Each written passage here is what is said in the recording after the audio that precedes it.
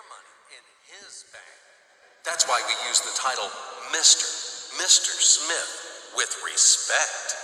Nick really wants to buy, well, let's say Jane's bicycle, but he has no money. More precisely, he has money, but not enough, only $10, while Jane wants $100 for her precious bicycle. That's a problem. What should Nick do? Well, this bicycle is so desirable.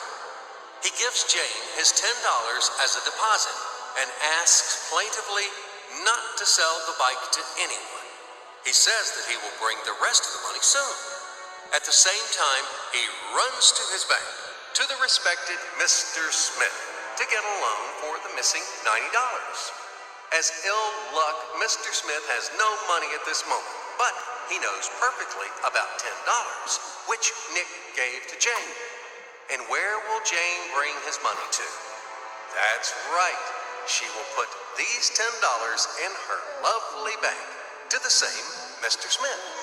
Therefore, Mr. Smith asks Nick to come back tomorrow in the hope that tomorrow he will get these $10. And everything happens this way. The next day, Jane brings $10 to the bank. The bank provides Nick these $10 on credit. Nick immediately gives them to Jane. She again puts them in a bank. The bank again provides Nick these $10 on credit, etc. As long as Nick the fool will gather enough money for the bicycle. Don't you get confused yet? Be patient, I told you. These demons have been trying to confuse you during 1,000 years. These damn economists and financiers. But anyway, we will figure everything out. So what do we have in the end? Nick finally got the bike from Jane.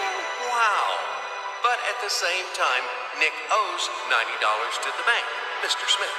And the bank, in its turn, owes $100 to Jane. In other words, those $10, which existed initially, have magically turned into $200, $190 of debts plus real $10. But these $10 would also turn into $1,000, even in a million or a billion, if Nick would make a more expensive purchase. In this case, our $10 would make the increasing number of its cycles, circuits from hands to hands. That's it.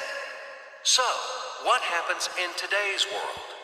Yes, it appears that banks also make money out of thin air and multiply them.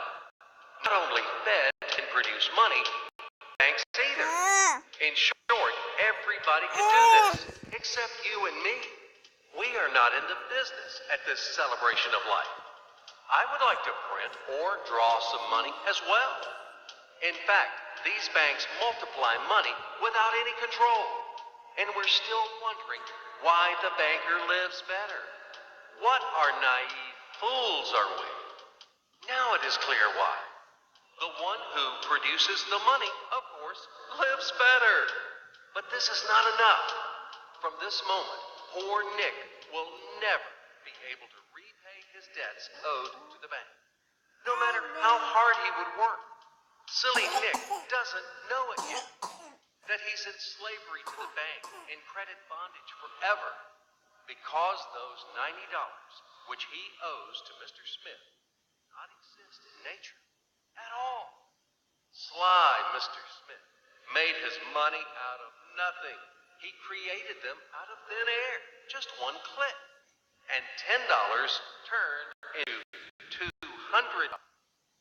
Yes, but you can object reasonably.